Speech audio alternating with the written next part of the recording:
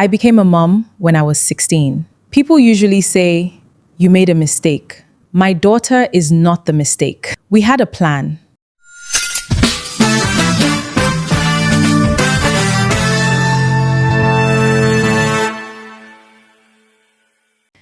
You know, I became a mom when I was 16. Every time I say it out loud, it still feels unreal.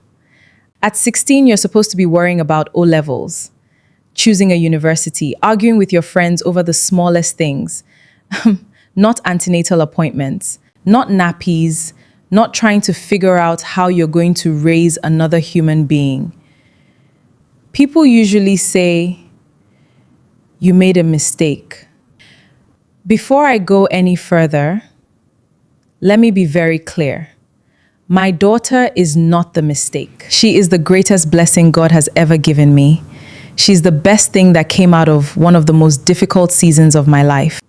She's my greatest achievement, my biggest answered prayer, and my favorite human being. The mistake wasn't precious. The mistake was believing that love alone was enough. I was 16.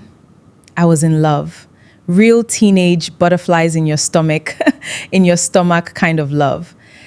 The kind that makes you believe you've already figured life out.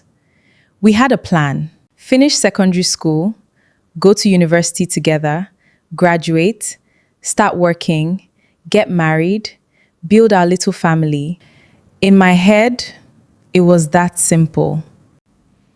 What I didn't understand was life doesn't belong to two teenagers. Suddenly there were stakeholders, his parents, my parents, school, money. Nobody prepares you for how quickly love becomes the smallest part of the conversation. Looking back, I don't even blame 16-year-old Grace. She genuinely believed everything would work out. Why wouldn't she? My parents had provided everything I'd ever needed. Food appeared.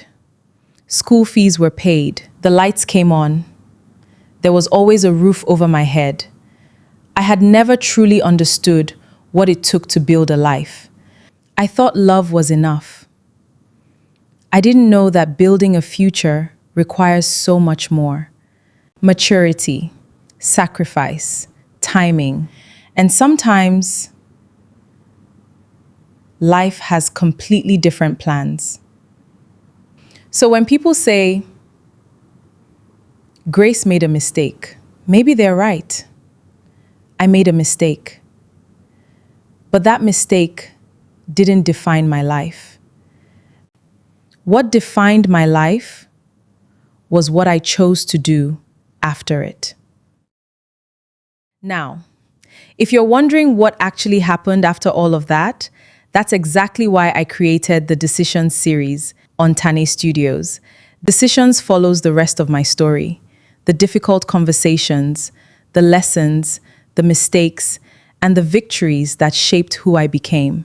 You'll see me navigate parental expectations, career decisions, an MBA, old relationships, and maybe even find love again.